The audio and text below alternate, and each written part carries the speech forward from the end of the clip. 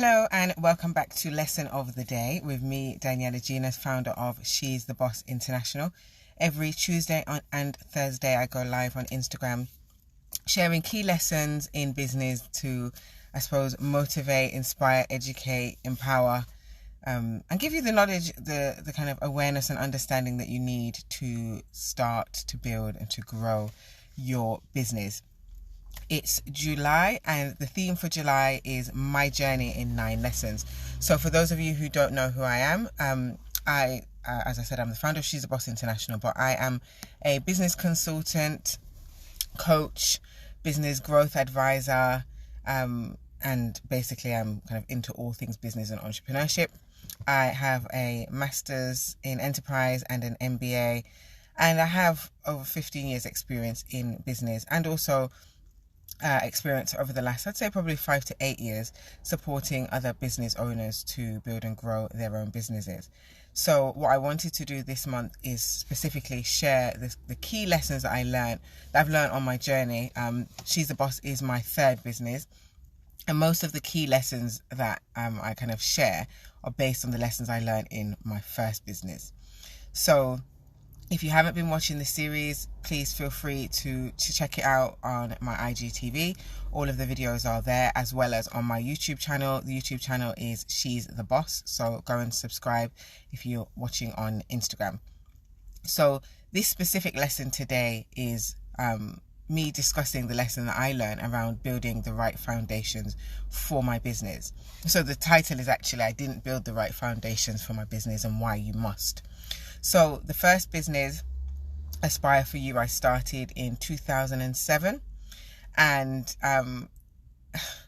honestly, there's so many lessons that have come out of that I learned, from running that business. But essentially, the idea initially was for me to start. I wanted to do a kind of performing arts and media academy for young people. But I teamed up with a few friends from university, and we decided instead to combine their idea, because they wanted to do an event management company, with mine, and kind of combine it into a youth-focused events management company, working with kind of providing development opportunities for young people, but also organising youth and community events. And it seemed like a great idea at the time. So there was 4 of us. We were really eager and really excited. But what we didn't do is we didn't actually sit down and work out what we wanted the business to be. So this is where we went wrong initially. We just said, okay, this is what the business is going to be. We need some money to do some kind of surface things that we really didn't need money for. And we went and got a loan from the Prince's Trust, who shouldn't have given us a loan. Like, when I think about it now, it was quite nonsense, because we didn't have any sort of kind of business plan. And I'm not right now I don't advocate for business plans at all. I don't think that they're particularly useful in the way that people use them often. But I think that having some form of kind of plan of what you want to do with the business, even if it's not a formal business plan, is key. We didn't have that. We literally just said, right, we're doing this business. This is what we're going to be called. Let's get a logo. Let's get some laptops. Let's get a printer. Let's get some t-shirts. Clearly, I've always had a thing about merchandise. And then we just started the business. Like, we literally just launched into it.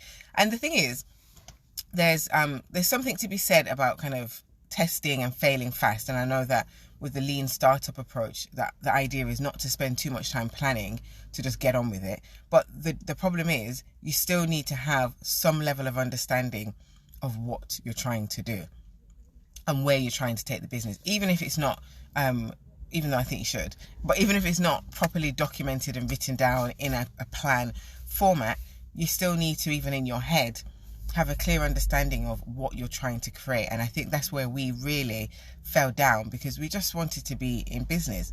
We didn't have any clarity on what that business was going to look like in the long or even in the short term. And therefore we made a variety of mistakes very early on because we didn't build any foundations.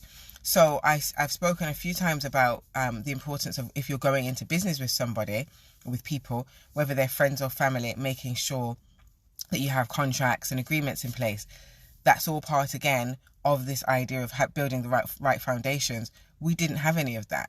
So 4 friends, we go into business. I don't think we even considered having any sort of agreements or contracts, because as far as we were concerned, we were friends. So it just didn't even come up in conversation. And I wish that it did.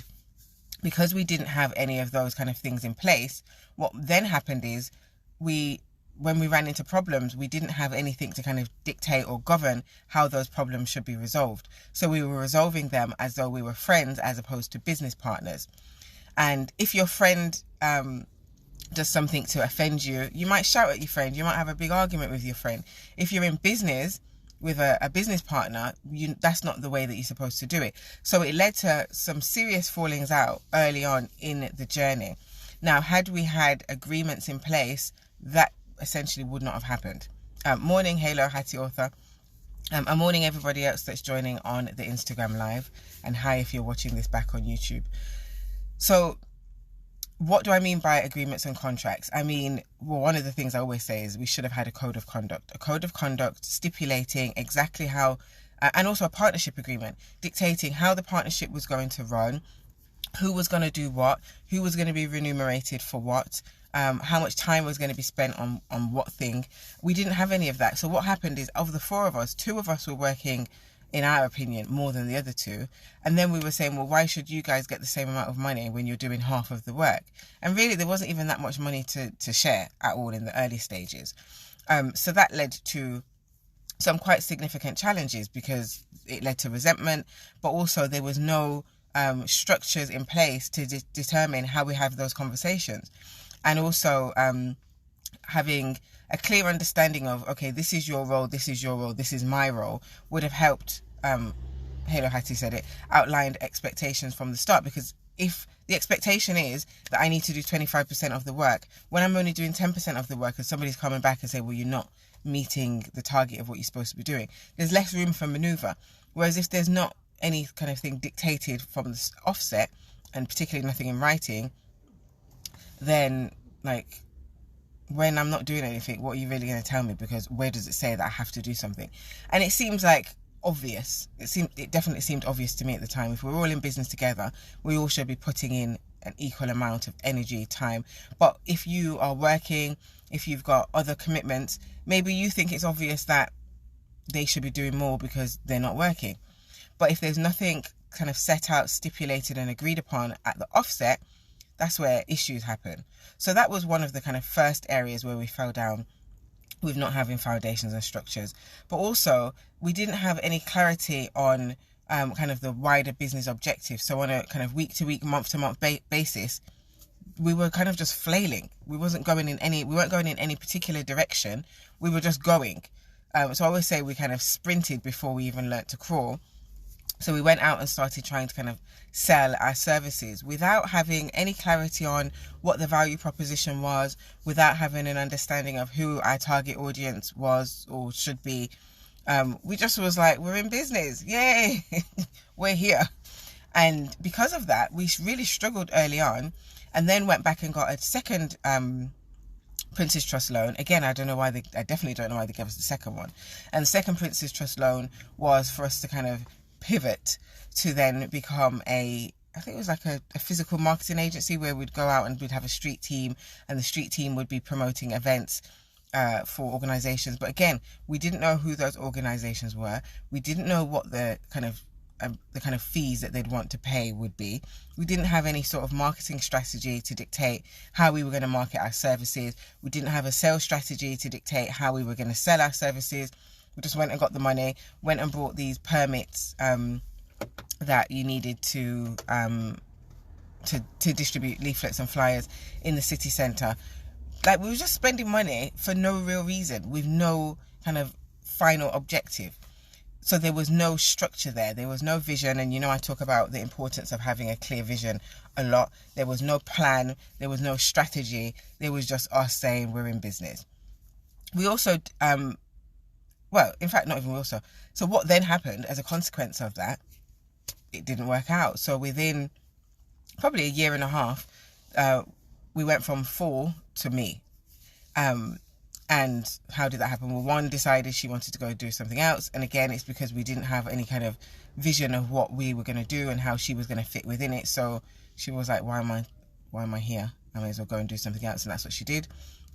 The other one, she kind of did the same thing. She wanted to go off and do some other things. And then the final one, let's say we had a difference of opinion of how the business should be ran. And I then decided to continue the business on my own. But I still didn't learn the lessons. And this is why I think this is such an important lesson of the day, because I still didn't build any foundation. So I'm in business on my own. I did sit down and say, okay, what do I want the business to be? What do I want the business to do? And I decided I wanted the business to be a social enterprise. I wanted to do events, but I also wanted to do training specifically for young people from disadvantaged backgrounds. So I kind of created the types of project summaries for the projects that I wanted to run, and looked at, okay, I'm going to try and get some funding to deliver these projects. And that's where kind of the first mistake was. And I say mistake, but it really is a lesson learned, because had I not gone down that route, I wouldn't have been able to build the business in the way that I did and learn the lessons that I learned to then be able to come and do She's the Boss and support so many other business owners. But I applied for funding, got the funding. So the first funding we applied for, I think it was 9,000. And that enabled me to get an office and to get a member of staff. I then applied for some more funding for, I think the second one was for, I don't even remember what the second one was. But then the third one, I do remember, because that was for £41,000. And I was like, yes, we've made it. And then there was a couple more in between. I think one was for £30,000. And then the biggest one I was able to secure was for £159,000. So that enabled me to kind of take on more staff. So we went from me and Louise, who was my first member of staff, to me, Louise, and a variety of others. I had a lot of staff at one point. Well, I say a lot, but about 8 members of staff. But again, there was no specific strategy and plan. So I've got all these staff members, they're running these projects, but actually we didn't have, even though we said we were going to do kind of these events, we weren't going out with a strong value proposition. We didn't have a strong marketing or sales strategy to then go and secure these event contracts. We were just focused solely pretty much on running these youth projects and running the youth events. And it was fun. It was really fun. And at that point, so this is probably like 2011, well, yeah, 2010 even, to around 2013. And it was really fun. We were doing big events, working with hundreds of young people, putting on these fantastic projects, training people, young people in performing arts, in kind of video production, music production, fashion design. We did culture programs. One of my favorite was Nyam, Jamaican Food and Culture. So that program was about teaching young people how to prepare traditional Jamaican foods. We did oral history research. We created a documentary. So it was fun. I was living my best life. I was young. I was in my early 20s. I had staff. I had my office. I was getting sponsorship from big brands. So I remember for some of the events that we did, we had sponsors like Subway, Sony BMG, Haribo, Coca-Cola. Living life. I was winning awards. I remember at one point I was on, like, in a couple of weeks period, I was on the BBC, I was on ITV, I was on Sky, but it was all, how do I say this? Was it pretty face? And I can't remember what the phrase is. There's a phrase that basically, it all looks good on the outside, but inside, like, it's mush. There was no structure behind the scenes. So, the session on, what does it say? It's Tuesday. The lesson of the day on Thursday is going to be about the importance of being intentional about team building. And I'm going to talk in much more detail about my experiences of building a team and managing staff. But just to briefly highlight, one of the key areas that I really struggled with building the foundations was the foundations of HR and management. I didn't have an understanding of how best to recruit a team and how to manage a team, how to deal with complex challenges with your kind of staff members. And that led to significant challenges also. But as I said, I'm going to talk about that in more detail on Thursday. I didn't have the right software and the systems in place. So I always bang on about systems and processes, and kind of having so many projects running at the same time. I did have some systems. Like, I was quite good with finances at that point, because I had to, because I was managing multiple funding streams, and the funders were quite serious about making sure that you reported properly and monitored properly. So all of those things I was very good at. But the general business finances, so looking at the kind of commercial revenue, I just didn't pay any attention to. The forecasting was I was always forecasting for funded income and not for commercial income. I wasn't setting financial targets for commercial revenues. I wasn't setting sales targets, and I definitely wasn't implementing them. And in terms of kind of the software, a lot of the time, I remember for years, I was managing finances through Excel, and it worked. It did work in terms of me being able to manage stuff, but was it the most effective way? No, it was not. Because actually, had I been doing it properly and getting forecasts and predictions and financial reporting, etc., I would have been able to see that the end was nigh, put it that way. And then in terms of, I suppose, even just kind of managing staff, I got kind of the systems in place too late when there were already challenges. That's when I started to try and implement these systems, and then I had pushback from the staff because the staff weren't necessarily understanding why they needed to do things in specific ways, and then that led to a whole load of challenges. So yeah, the foundations again in that area weren't there. And additionally to that, I was spending a vast proportion of my time focused on operations. So I was doing the day-to-day activity of the business as opposed to looking ahead and completing tasks that were forward-focused, forward-thinking tasks. And that doesn't sound like something that's foundational, but actually it is, because where you spend your time dictates how the business is going to be built. So if you're only doing operational stuff, then the business is only going to be kind of going through the motions. It's going to be difficult to grow. It's going to be very difficult to achieve long-term sustainability and longevity, because you're not looking forward and doing things that are going to enable you to achieve that long-term sustainability and longevity. I was just looking at what was in front of me here and now. I wasn't looking ahead. And this is really key. And now in my business now and working with the clients that I work with now, this is something that I'm really hot on. You can't just work on a day-to-day basis in your business. You need to spend some time kind of firefighting and dealing with your day-to-day operational tasks. But then you also need to spend a portion of time working on business development and strategic forward-thinking actions and tasks that are going to move you closer to your long-term visions and goals. But that means you need to have a long-term vision and goals for the business. And whilst I had a vision, and I've always been a very big thinker, it wasn't clear. The vision was, I just want to be a success. I just want to make money. And actually, it was even more than that, because really the vision, when I think about it for the business, was I wanted to have a head office in Birmingham, but I also wanted to have offices in Nottingham, Manchester, Leeds, London. I wanted to have international offices, one in Kingston, Jamaica, and one in Lagos, Nigeria. So the vision from that perspective was kind of clear. But then what wasn't clear is, well, what are these different hubs doing? Who are they selling to? Is there a market in those places for the business? How many staff are going to be needed? What kind of money are we going to be generating in those businesses? Do we need funding? Do we not need funding? How are we going to enter those markets? At what point are we going to do so? And this is something that I really, when I do my Vision 20 or my Guide My Vision sessions with my clients, that I'm quite clear on. You can't just say you want to be a success. That's the first thing. But even if you're more defined than that, and you say, well, in 10 years' time, I want to be operating in this place and that place, that's not even enough clarity. You need to have a strategy of how you're going to get there. You need to know what your goals are between now and that point in the future where you're trying to get to this vision. You need to know what are the actions that you need to complete those goals are. Because actually, me saying, well, I want an office in London, Kingston, Lagos, how are you going to get there? Is that even a feasible thing to be able to do? And how many years is it really going to take you to do that? And what do I need to be doing this year, next year, X year to get there? I didn't have any of that. So really, it was just a dream. And that's really what vision is. If you don't have a strategy or goals to determine how you're going to get there and achieve the vision, then a vision is not really a vision. It's just a dream. It's a hope and a prayer that some miracle is going to happen.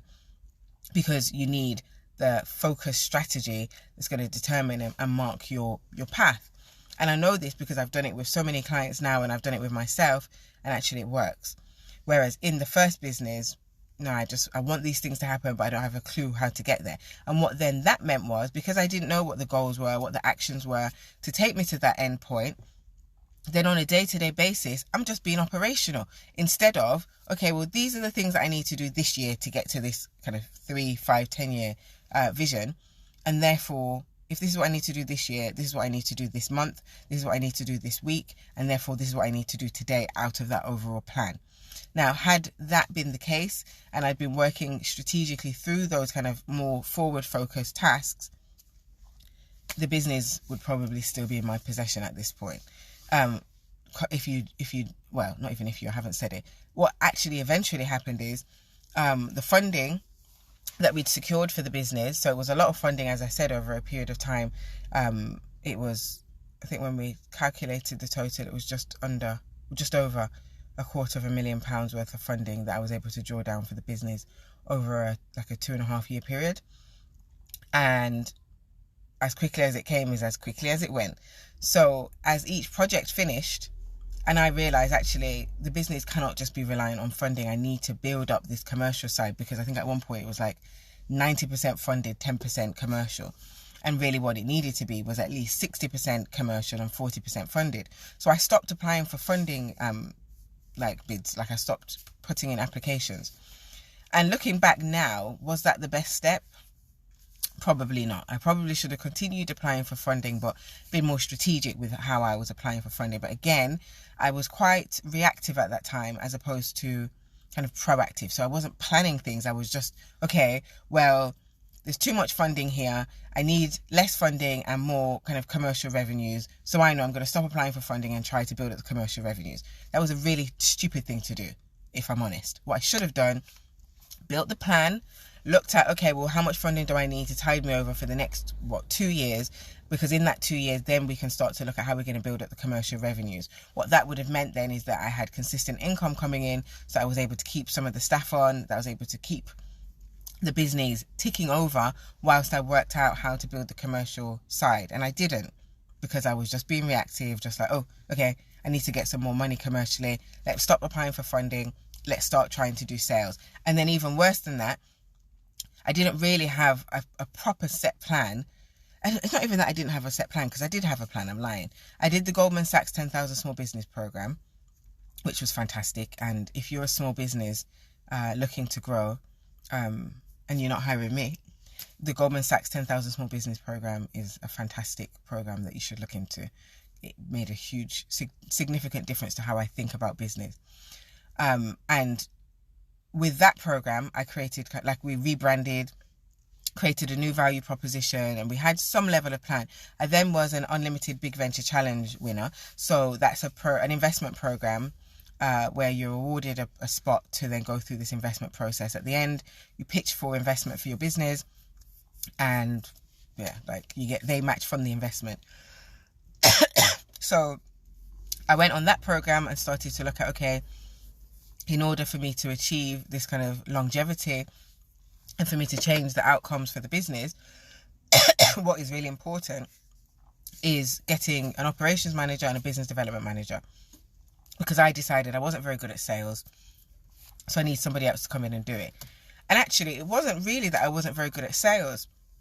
When I think about it retrospectively, what the problem was that I'd created this business. So at this point, so this is 2013, 2014, the business that we kind of redeveloped was going to have half doing the youth training and the youth projects, etc. But the other half was going to be focused specifically on corporate celebration events. We were going to build up this corporate celebration events because the idea was we'd be able to use the young people that we were training on the training side to perform at these celebration events. And we were able to secure some contracts. So if anyone's in Birmingham, we did the relaunch of Millennium Point. For a couple of years in a row, we did the Birmingham Made Me Festival. We did some stuff for a variety of different housing associations. But that was it. Because I didn't like doing corporate events. I hated it. I really did not enjoy corporate events at all. So we'd identified that would be the way to build the business, and specifically to build the corporate side of the commercial side of the business, because we kind of decided, well, the corporates are going to have money. let's go and target them. What we didn't do is we didn't really define who the corporates were, because there's loads of corporate organisations. Which ones? So we were just creating lists of just businesses, contacting them, and for a while I suppose the value proposition that we were kind of trying to sell was this idea that if you get us to do your event, not only are you getting a great event, you're also getting to invest in the livelihoods of the next generation. And that for me was our USP. It turned out it wasn't. The corporates, number one, didn't understand, and number two, didn't care. So when we'd go to them and say, well, we're a social enterprise, therefore you get kind of two things for the price of one, they were like, okay, so you do this stuff for free. They thought we were a charity. So that wasn't particularly beneficial. And then for the ones that kind of did understand what a social enterprise was, they felt that meant that our events would be substandard or subpar, and therefore didn't want to hire us, or just didn't care. Like, they just didn't care about this idea of investing in the next generation. They just weren't fussed. They weren't fussed at all. But also, I don't necessarily think that we crafted the marketing message in an effective way. We weren't raising enough awareness about that side of the business. We're focusing on a lot of the marketing and PR around the youth side. So when we were on ITV, for example, it was showcasing the youth, one of the youth events. When we were on the BBC, again, showcasing one of the youth events. So when we were then going to corporates, even the corporates that had heard about us, they knew us as the organisation that does all this stuff for young people, as opposed to the events organisation. Again, in hindsight, I feel like what we probably should have done is had a rebrand and had a whole separate trading arm that was called something else, and focused on kind of building the reputation with that side of the business. But again, because we didn't have the structures in place, we didn't have the business planning kind of structure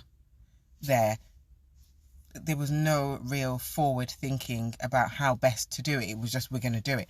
And then I really just didn't enjoy doing the sales. I hated cold calling. But again, this is about the structures and the systems and the forethinking, because now what would I do? I would hire a marketing team to support me. But I didn't think to do that at the time, because I was like, well, we're good at marketing. We've done these big events and got thousands of people in attendance. We can do marketing. But what I wasn't understanding was it's a different marketplace. It's a different customer group. The way you market to young people is not the same way you market to corporates. And that's not to say that I didn't try to work with experts to support me. And actually, one of the reasons I'm doing She's the Boss is because of my experience of trying to find experts to support me in that first business. I couldn't find anyone that understood how to do social enterprise, as well as had ran their own social enterprise, as well as understood kind of the frameworks, the methodologies that would be beneficial to help grow business. So I started She's the Boss because I know all of the above. And I have all of the above. But yeah, it was really difficult to find support from people that knew what they were talking about. So I remember at that time Business Link was around. I don't know if anyone remembers Business Link. And I remember having a meeting with someone at Business Link, and they just kept saying, well, why don't you just become a charity? So you're a charity. So why don't you just become a charity? And I remember being so frustrated. Like, I don't want to be a charity. That's not what I'm here for. I'm asking you to help me build up the commercial side of the business. Why do you keep telling me about this charity thing all the time? I remember speaking with another consultant, this guy. So we actually managed to I think we got some funding to take this consultant on. And he came back with this report and just handed over the report and bounced. Like, there was no explanation of how best to implement some of these things. And now as a consultant, I'm really, really on it in terms of making sure that I do follow-ups to make sure that people are implementing the recommendations that I made, because I didn't implement pretty much any of the stuff that this guy made. And I'm sure at that time, pretty sure we paid him like $1,000. And in 2012, 2013, even now, $1,000 is it's not an easy amount of money. It's a decent amount of money. And did it add any value to my organisation? None. Zero. There was no value added. Which is not always, it's not all in, like, on his part. It was mine as well, because I read it and I was just like, oh, I don't think I can do this, so I'm just not going to do it. When actually what I probably should have done is started to look at how to implement some of those things. But he didn't create the report in conjunction with us. He just went off and came and brought it back, and I think that's where he made the mistake. But also it's where I made the mistake, because I didn't ensure that I communicated I don't think fully, the challenges that I was facing in the business. And it was weird, because at that point I did have a master's in enterprise. I did my master's I finished in 2009. But being in the business and dealing with all of the different things that was going on at the same time, it was really difficult for me to step out of it and to look at it objectively, because again, as I said, I was very operational. So I was doing a lot on a day-to-day basis. There wasn't a time where I could say, okay, every week on this day at this time, I'm going to sit and focus on strategy and development, because I needed to report back to the funders. I needed to show up for workshops for the young people. I needed to be doing one-to-ones with staff. There were all of these things that needed to be done, and there was no structure to enable me to step away from the business, because the business, and I've spoken about this a lot, the reason I'm so hot on this idea of building a systems reliant business and not a founder reliant business is because I was a founder reliant business. I didn't put the structures in place to empower the staff, for the staff to be able to do a lot of the things that I was doing in the organisation. And therefore the business was 110,000% reliant on me, even though I had staff. So when it got to a point, and to tell you how the story ended, it got to the point where, okay, the funding is all finished, I've stopped applying, but I'm not able to build up this commercial side because I'm not being consistent with the sales. There's no sales strategy, there's no definitive marketing strategy. So we've now gone from 8 members of staff to 1 member of staff and me. I'm pregnant, because I'm thinking I'm going to get this investment. We're going to bring in the business development manager and the operations manager. They're going to sort out the sales. They're going to do the marketing. They're going to manage the 1 member of staff that's left and manage themselves. I'm going to go off on maternity leave. And then the investor said, yeah, no, come back to us in 6 months and then maybe we'll give you the investment then. And by the way, they'd said they were going to give me the investment. So the total amount of investment, so with the Unlimited Big Venture Challenge, they will match fund up to 25 grand, I think it was. So I was able to secure 35 grand from Birmingham City Council as a grant. And then 25 grand from an unknown investor. It's a Birmingham based investment organisation. They said they'd give us 25 grand. So I only needed 50, by the way. So I had more than I needed. And then the Birmingham people said, we're not doing it anymore. Okay. They said they've looked at our finances and the finances are not good enough, so we're not doing it. Fine. So then I was able to find another one. Then they were based in London. And they agreed. They said, right, yeah, we're going to do it. We're going to give you the investment. It's going to be match funded by Birmingham City Council and by Unlimited. And I'm pretty sure, it's a bit of a haze because I was pregnant and probably a bit hormonal at the time. I'm sure it was the day or the day after, or the day before, sorry, that I was due to sign off on this investment. So I'm going to sign off to say, yeah, we're going to take this money and blah, blah, blah. And they called and said, actually, we've reviewed the finances again and we've decided that we think that you should come back in 6 months. We need to see that you can generate revenues. So you need to hit this revenue goal. I can't remember what it was. I don't know, like 60,000. I'm sure it was, I don't know why that number comes to my head, but let's just say it was 60,000. If you can do that by October, then we will give you the investment. Like, we're going to hold it. So we're not saying you can't have it, but you can't have it until October. And at that point, as I said, I'm pregnant. So I think this is like March time. Yeah, it was around end of March, beginning of April. So I'm pregnant. The baby's due in July. I've got 1 member of staff. At the same time, my mum was in hospital in Nottingham. I'm in Birmingham. I live in Birmingham. My mum lives in Nottingham. My mum was really, really, really ill. She was in intensive care for a period of time. And therefore, I was back and forth on the motorway. There was no way in this world that I was going to be able to achieve the sales that they wanted me to achieve. Because, again, I didn't have a strategy, but also I was busy. Like, I was going back and forth. I was pregnant. I didn't like sales at the best of times. I definitely didn't want to be doing any sales while I'm pregnant and hormonal and dealing with my mum being sick. I knew that the member of staff that was left, I know that she wasn't going to be able to do the sales because I hadn't trained her in how to do that properly. And then her funding ran out. And then it was just me and the big office. And I made the decision initially, actually, to close the business. I was like, this is not going to work. Even if I was able to get the sales, who's going to deliver on them? Like, who's going to run these events? Like, I can't do it. I'm heavily pregnant. And actually, my chair, so I had a board of trustees, and I'm going to talk about that in a second. True Powell, he was the chair of the board. So he was a board member, he was the chair. Also an event organizer, so I got him to organize kind of the final events for me. But it wasn't his job, he had a job somewhere else. So I said, okay, I'm going to have to close this business. And when I tell you, it was devastation. I cried like a baby. And remember, as I said, I was pregnant, I was hormonal as well. And this dream of, I'm going to have this office in Lagos, I'm going to have this office in Jamaica, in Kingston, I'm going to have this office in London, in Leeds, in Manchester, in Nottingham, and it's going to be this big business, were just wiped away. And it was a really devastating time. But luckily for me, there was someone that had been, I say, a friend of the business. I don't really remember how he came to be there. Like, whenever I tell this story, I'm always like, where did he come from? I don't know. But this guy was around, and he had said he wanted to start a social enterprise. And I said, well, I'm closing this one. And he said, well, can I buy it off you? Because you've already got the track record with the funders and all of this stuff. So rather than me start from scratch, I could just buy yours. I said, okay.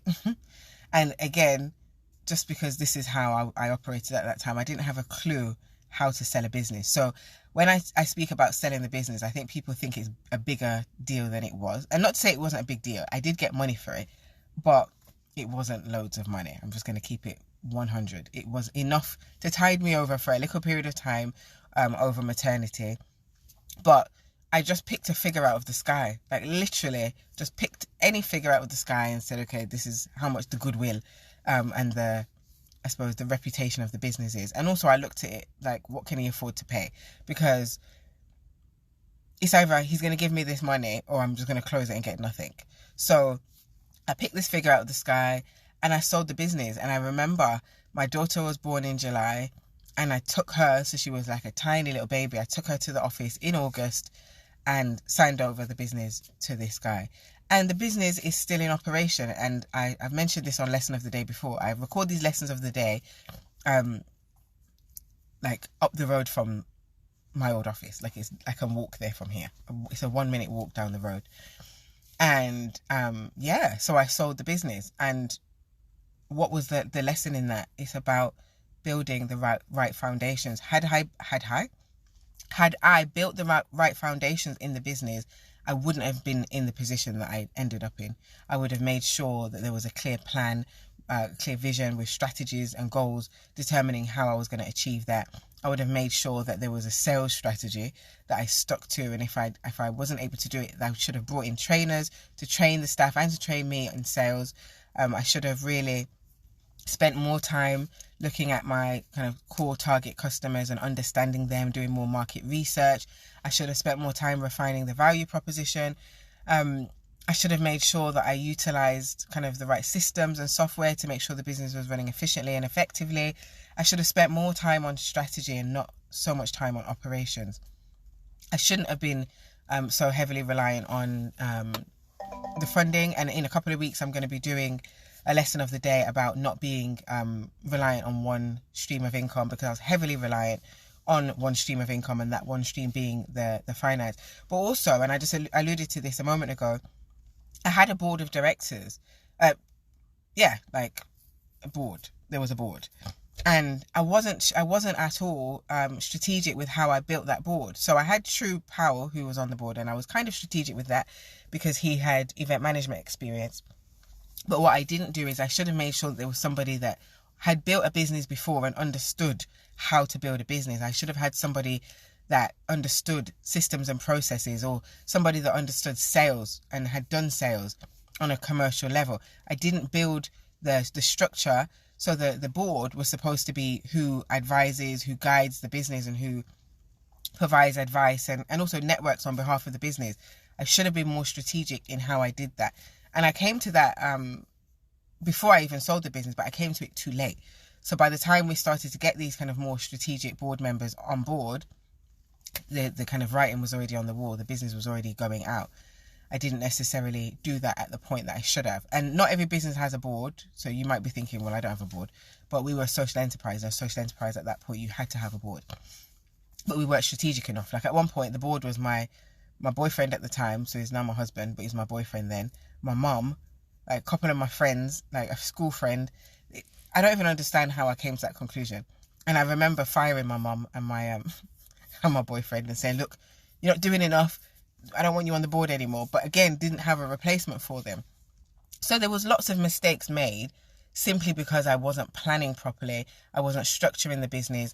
I wasn't looking to the future. I wasn't even looking at kind of on the day-to-day basis how the business was running from an operational perspective. So even though I was being operational, I wasn't analysing how the operations were being done and improving and making regular improvements. So just to read the comments, Toxrock says, I really like the honesty in this live. Thank you. Not enough people talk about their struggles. It's great to hear all this and see how far you've come. Thank you. And this is why I like to talk about my story, because I just feel like there's so many people out there. I'm running a 6-figure business. I started and I sold out within the first month. I was doing 10K a month. And I'm just like, how many of you can relate to that really? Let's talk about the struggles. Morning KBM as well. You said, I've heard that a lot about becoming a charity. Yeah. Whenever you want to do something for the community, the commercial people always say, turn it into charity, because they can't understand this middle ground. And there is a middle ground. You can do charitable things and create a commercial revenue stream. There's specific ways to do it, and I've supported a number of organisations to do it effectively. But also there is sometimes a benefit in becoming a charity and having a commercial business. So one of my clients, First Class Foundation and Legacy Consultants, they've split into 2 businesses. So the First Class Foundation is the charity, and I'm a trustee for them. The other side is Legacy Consultants, and that's a commercial revenue business. Some of the revenues from Legacy Consultants go back into the charity, but it's not stipulated that they have to do that. The charity stands on its own. So there's different ways you can do it, but there's more than one way it can be done. It doesn't have to be that you have to turn into a charity. And this is why I think, particularly I don't just work with social enterprise, I work with all businesses, but I have a particular affinity to social enterprises because I know what not to do in a social enterprise because I've been there. Toxrock, exactly. I cannot relate to the 6 figures in 2 years thing at all. I don't think that happens for most people. No, it doesn't. And also, I think what can be challenging is, for some of us, we're starting our businesses from scratch with no money in the bank, with no experience, no education in business. We just had an idea, or we're just good at something and we just run with it. And I'm not saying that's not the way to do it, because if that's the situation you're in, that's the situation you're in. But you have to make sure that you put the foundations in place. So foundations also include your own personal foundation. So that includes educating yourself. And I'm going to do a lesson of the day in this series about the importance of education. So reading, listening to podcasts, watching YouTubes, speaking to people, getting mentors, getting coaches, working with consultants, not just thinking, okay, well, I've had this idea, I'm just going to go with it and hoping for the best. Making sure that you're building your own foundations of improving yourself, developing yourself, developing your knowledge and developing your understanding of business. But also making sure that if the plan is to turn over 6 figures, that you understand how you're going to achieve that. Okay, we want 6 figures in a year, who doesn't? But can we sit and look at the products or services that we sell?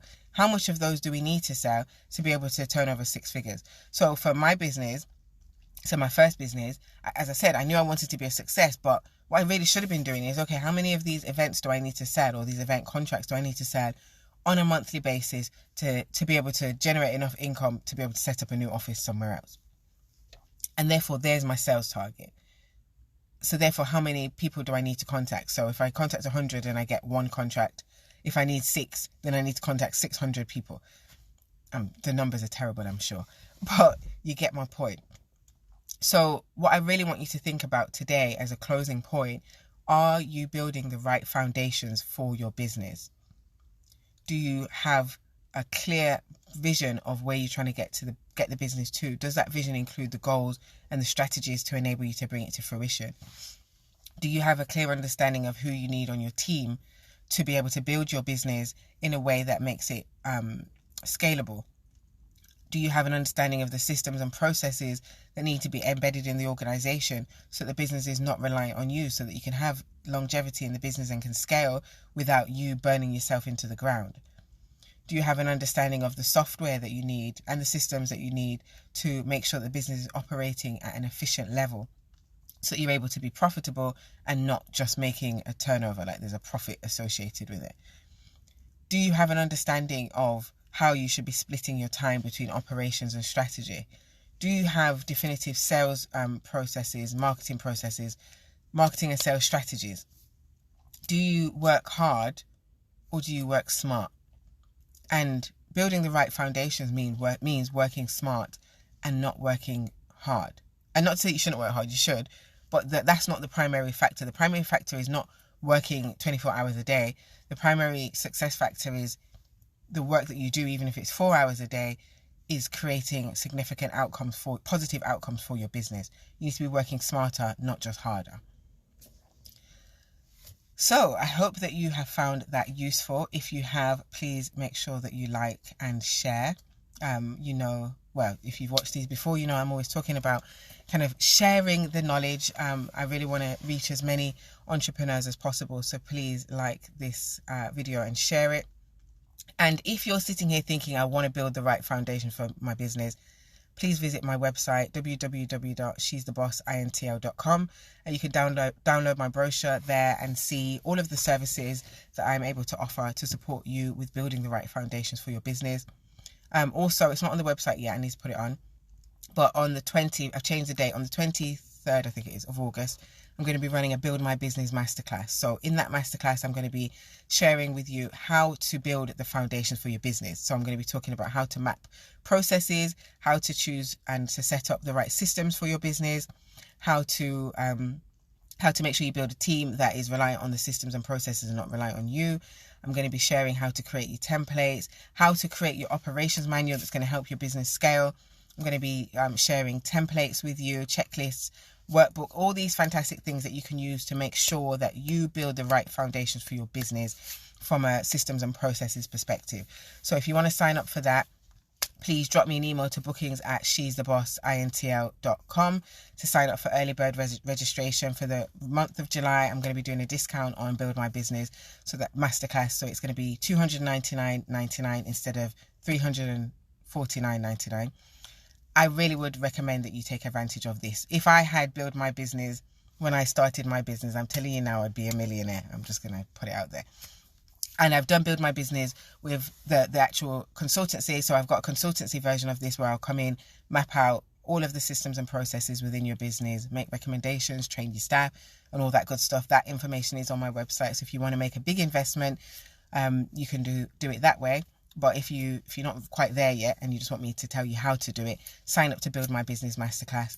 Also, if you're lacking kind of clarity on where you're trying to take the business, how you're going to get there, you don't have a specifically defined vision, and if you need kind of accountability, some support with building your knowledge, building your skills, building your understanding of the key strategies to build your business, I have Guide My Vision. So Guide My Vision is not on the website. What you will find on the website is Vision 20 and Guide My Journey.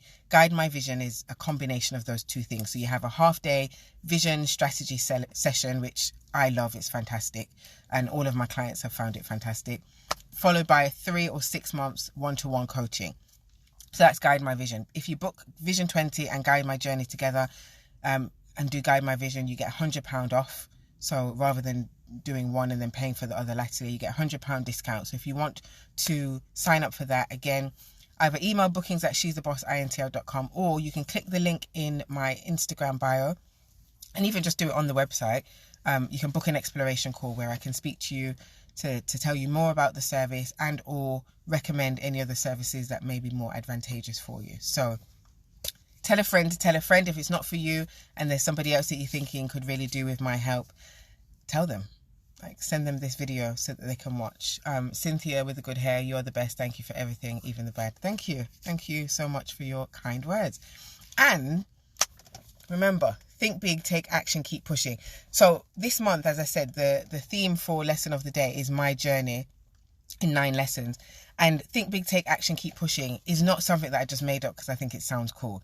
Like, it's a mantra that I live by. Think big, take action, keep pushing. Keep pushing. When you hear some of the challenges that I've had to endure through my business, this keep pushing thing is so key. That's where that came from. Think big and take action is because, as I always say, you need to think big, have big aspirations, you'll make it much further. You need to take action to actualize those things. I've been able to achieve kind of some of the level of success that I've achieved because I've consistently taken action. So if you haven't got your merchandise yet and you want to be part of the She's the Boss movement, and you want to think big, take action, keep pushing, visit I got the tea on Instagram. They're official merchandise providers, so you can get your hoodies, your t-shirts, your sweaters in black and yellow for the tops. Yeah, black and yellow. And then for the t-shirts, you can get them in black, white, purple, and yellow. So think big, take action, keep pushing, and big business energy.